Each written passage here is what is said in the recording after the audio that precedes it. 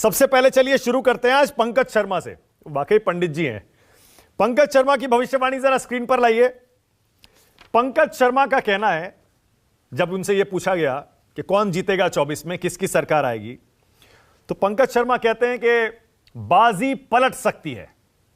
अब क्या पता नहीं कहना चाह रहे हैं, अभी पूछता हूं उनसे, बाजी पलट सकती है या पलटने वाली है, ऐसा पंकज जी कहते हैं। अगर कोई खरगोश टोपी में से नहीं निकला तो पता नहीं क्या कहना चाह रहे हैं, अभी पूछूंगा।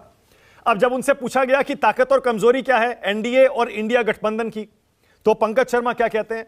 वो कहते हैं इंडिया की ताकत है देशवासियों के दर्द की आवाज बनना और कमजोरी है फैसले लेने में देरी। यह इंडिया गठबंधन की ताकत और कमजोरी। और एनडीए की ताकत और कमजोरी, ताकत है संवैधानिक व्यवस्था का दुरुपयोग और कमजोरी है सर्वसमावेशी नीतियों से दूर। सबसे पहले पंकज जी, ये क्या कहना चाह रहे हैं आप? बाजी जल्द पलटने वाली है, क्या मतलब है इसका? देखिए, बाजी इसलिए पलटेगी कि अगर तिलस्मी टोपी से अपनी पसंद के रंग का जो खरगोश निकालने की कला है वो इस बार काम नहीं आई, तो इस बार मतदाता जीत जाएंगे। और मतदाताओं की जीत का अर्थ आप समझते हैं। इस वक्त भी भारतीय जनता पार्टी को मतदाताओं का बहुमत प्रतिशत जो है वो वोट नहीं मिलता है। अल्पमत प्रतिशत पे उसने 2014 की सरकार भी बनाई और 2019 में मत प्रतिशत बढ़ा, लेकिन फिर भी मत प्रतिशत कोई 50% के ऊपर नहीं था। अब ये बार बार दावा कर रहे हैं कि इस बार हम वोट परसेंटेज 50% से ऊपर ले जाएंगे, 400 से ऊपर सीटें जीतेंगे। इस सब में इनकी हताशा और इनकी निराशा बुरी तरह सामने आ रही है। और पिछले कुछ महीनों से जिस तरह की कार्रवाइयां विपक्ष के नेताओं के खिलाफ चल रही हैं, ताबड़तोड़ उन पर छापे मारना, उनको किसी न किसी तरह बदनाम करना, उनकी छवि को नुकसान पहुंचाना, निर्वाचित जनप्रतिनिधियों की पूरी साख को समाप्त करना विपक्ष के, ये सब जो है, ये सारे कदम कोई भी सरकार तब उठाती है जब उसको लगता है कि अगले चुनाव में उसकी शक्ति उतनी नहीं रह गई है जितनी पहले थी। ये बात सही है कि नरेंद्र भाई मोदी की लोकप्रियता का ग्राफ बहुत तेजी से नीचे आया है। और एक बात और समझ लीजिए कि ये जो सोच रहे हैं कि अयोध्या में राम मंदिर के निर्माण से इनके हिंदू मत प्रतिशत पर कोई अतिरिक्त असर पड़ने वाला है, तो वो भी नहीं पड़ने वाला है। जो हिंदू मतदाता भारतीय जनता पार्टी को वोट देता है वो देता है और शायद आगे भी देगा। मुझे तो लगता है कि उसमें भी थोड़ी कमी आएगी। आप अगर आंकड़ों का ठीक से विश्लेषण करें तो आप पाएंगे कि हिंदू मतदाता, जितने हिंदू मतदाता भारतीय जनता पार्टी को वोट देते हैं, उससे कहीं बहुत ज्यादा हिंदू मतदाता भारतीय जनता पार्टी के खिलाफ वोट देते हैं।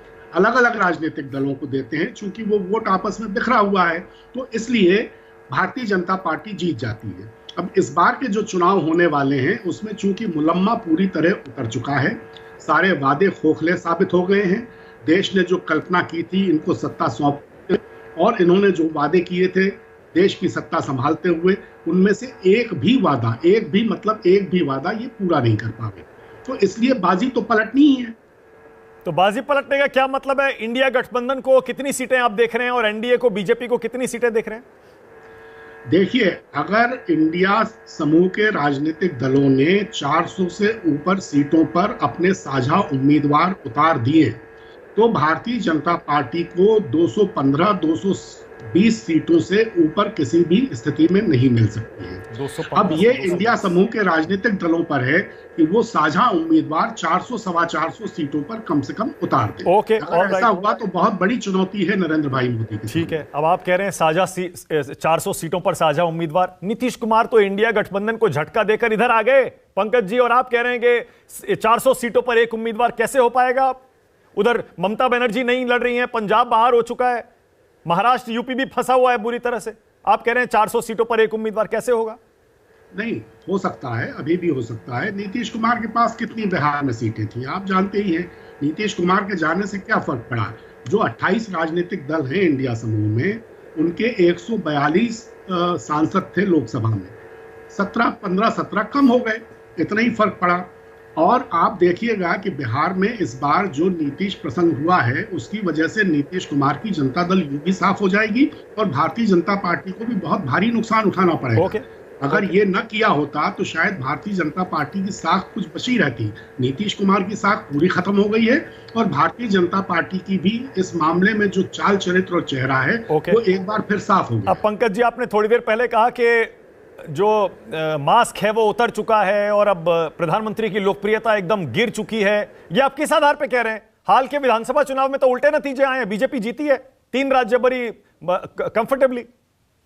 वो तिलस्मी टोपी का कमाल है ना, मैंने बताया ना, अलग अलग राज्यों में अलग अलग रंग के खरगोश कैसे निकालना है, ये उस तिलस्मी टोपी जिसके पास है उसको पता है, तो इसलिए ये नतीजे आए। जमीन पर तो कहीं ये दिख नहीं रहा था। हम सब लोग भी घूमे, आप भी घूमे, क्या आपको मध्य प्रदेश छत्तीसगढ़ में खासकर कहीं ये स्थिति? पंकज जी देखिए, अब ये चित भी मेरी पट भी मेरी हो गया है, तो मतलब अगर बाजी पलटी तो सब ठीक है, बाजी नहीं पलटी तो टोपी में से खरगोश निकाल दिया। ऐसे मत कहिए ना, या तो सीधे सीधे कहिए इंडिया जीतने वाला है या कहिए एनडीए जीतने वाला है। आप तो खुद देख रहे हैं कि अगर ये संवैधानिक और प्रशासनिक व्यवस्था का मनमाना दुरुपयोग न करें और ये इनके कब्जे में न हो तो इनकी असली स्थिति क्या है? अच्छा ठीक है, समावेशिता इनकी सबके सामने है कि किस तरह की है। जनोन्मुखी नीतियों से इनका कोई लेना देना नहीं है। ओके, इस वक्त देश में इनके खिलाफ कितना क्षोभ और गुस्सा है ये आप देखिए तो सही, मेन स्ट्रीम मीडिया नहीं दिखा रहा है। ठीक है, ओके, ऑल राइट। अब चीज पता नहीं आप क्यों, किस आधार पर पंकज जी कह रहे हैं बाजी पलटने वाली है? यहां तो देखिए राम मंदिर का सब कह रहे हैं कि इतना बड़ा मुद्दा बनेगा और हो सकता है कि मंडरकरण को देख ही नहीं पा रहे हो पंकज जी। देखिए ऐसा है, पिछले चुनाव में 2019 के 61 करोड़ मतदाता वोट देने गए। 80% आबादी है हिंदुओं की, इसका मतलब उनमें से 80% हिंदू मतदाता रहे होंगे, यानी 49 करोड़ मतदाता थे जो हिंदू थे। बीजेपी को वोट कितने मिले? 23 करोड़। इसका मतलब क्या हुआ कि 26 करोड़ हिंदू मतदाताओं ने 2019 में नरेंद्र भाई मोदी को वोट नहीं दिए। जितने हिंदू मतदाता वोट देते हैं बीजेपी को, उससे ज्यादा हिंदू मतदाता बीजेपी को वोट नहीं देते हैं। राम मंदिर बनने से जो एक माहौल पैदा हुआ है, धर्माचार्य बट गए और तो और पूरा समाज आपने बांट दिया।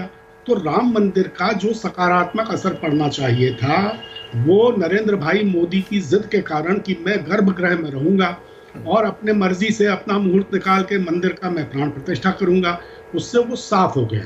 तो इस वक्त इंडिया समूह की नाव आपको भले जर्जर लग रही हो, लेकिन ध्यान से अगर देखेंगे तो आप पाएंगे कि वो लहरों से बहुत जम के टक्कर ले रही है। और हुजूर आला की समझ में भी आ गया है कि 10 साल से हिंदुस्तानियों के दर्द को, उनकी पीड़ा को जो वो गूंगा बनाकर रखे हुए थे वो अब गाने लगी। यानी नीतीश बाबू ने गलती कर दी पंकज जी, हवा का रुख गलत भांप लिया उन्होंने, बहुत बड़ी गलती की है। और आप जब चुनाव नतीजे आएंगे तो देखेंगे कि उन्होंने कितनी बड़ी गलती की है। अच्छा, वो गलती अजीत पवार ने भी कर दी, एकनाथ शिंदे ने भी कर दी, नीतीश कुमार ने भी कर दी, भारतीय जनता पार्टी भी भुगतेगी। भारतीय जनता पार्टी ने भी गलती की है, उनकी समझ में आएगा ये बाद में। अच्छा, अब पंकज जी आप ये तो कह रहे हैं कि राम मंदिर पर बीजेपी को फायदा नहीं होगा, तो थोड़ा बता सकते हैं? आपने कहा कि बीजेपी 220 230 ऐसे आपने कहा ना, इसके आसपास आ सकती है, तो कांग्रेस की सीटें कितनी आएंगी पंकज जी आपके हिसाब से?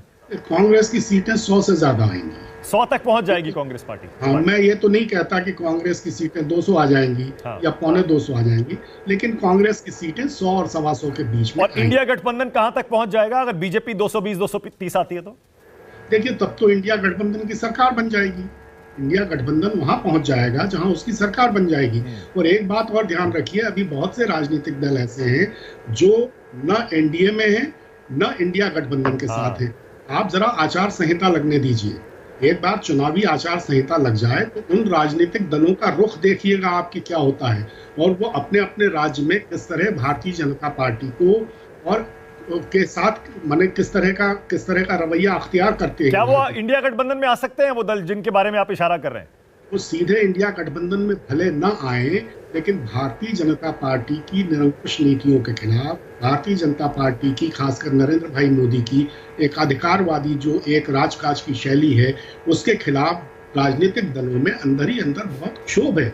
और तो और भारतीय जनता पार्टी में इसे लेकर बहुत अच्छा ठीक है, ओके, मतलब आप ये इशारा कर रहे हैं कि एक बार आचार संहिता लग गई, चुनाव की घोषणा हो गई तो ये सारे दल बीजेपी के खिलाफ खुलकर सामने आ जाएंगे। अगर मान लीजिए त्रिशंकु लोकसभा होती है पंकज जी, तो आपको लगता है ये जो न्यूट्रल दल बैठे हुए हैं ये किसके साथ जाएंगे? ये भारतीय जनता पार्टी के साथ नहीं जाएंगे। ऐसा क्यों? 10 वर्षों में इसलिए कि भारतीय जनता पार्टी जिस तरह से इन सभी दलों को भी नियंत्रण में रखकर करीब करीब समाप्त करने की कोशिश कर रही है, उसको ये दल जानते हैं मजबूरियों में। मैंने कहा ना, जिस तरह पूरी प्रशासनिक व्यवस्था का दुरुपयोग हो रहा है, उसके चलते मजबूरियों में, भय के कारण, अन्य ठीक कारणों है, के ओके ओके।